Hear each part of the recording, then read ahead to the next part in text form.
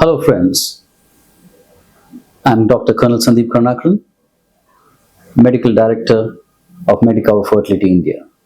Today we talk about personalizing your protocols. And a lot of word has been said about personalized stimulation protocols for IVF. Well, the thought stems from a very rigid or sort of a well-established fact that one size does not fit all. And why should one stimulation protocol or one standard protocol or a sort of SOP fit every patient that is coming and sitting in front of a doctor? It shouldn't and it won't. So, there are so many levels of personalization of this entire treatment protocol that today the good clinics talk about personalizing the treatment to the couple that is sitting in front of you. So when we start, the first step of course is going to be stimulation.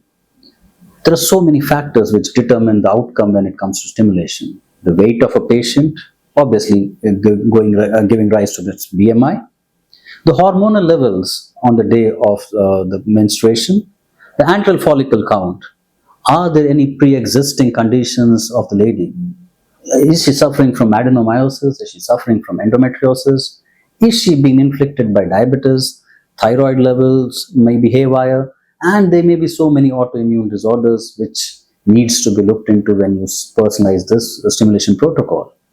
Also, when you want to personalize it, you want to reduce the risk of OHSS, which is another dreaded complication when it comes to IVF treatment. Another level of personalization is required on the final day of injection, that is the trigger.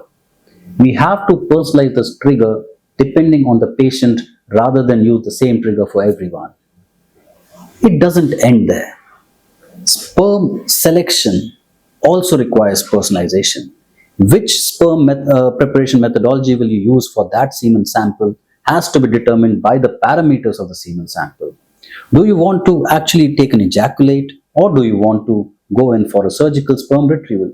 That's a question that the clinician must answer before the patient is taken up for IVF too. It doesn't end there.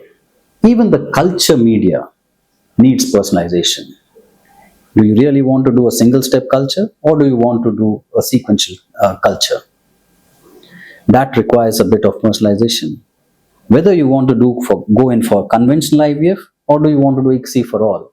It is not necessary to do ICSI for all the oocytes that you retrieve. Well, it still doesn't end there. When you want to transfer those embryos back, whether you want to personalize it to a fresh embryo transfer, or do you want to do a freeze-all as many of the clinics are nowadays following? It is not necessary that all embryos be transferred in a frozen state. And even when we are preparing the endometrium in a FET cycle, there is a huge amount of personalization. That is, which protocol to start for which patient, how much should be the estrogen level. It varies from patient to patient, and hence personalization is also required at that point of time. So when it comes to IVF, it is personalization all the way. Protocol selection, drug selection, trigger selection, the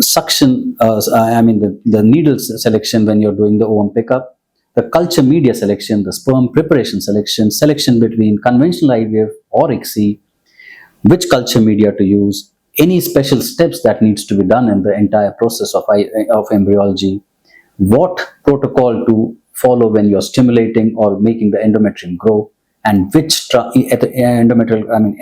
embryo transfer catheter to use for the transfer to be done. Every step requires individualization to the patient.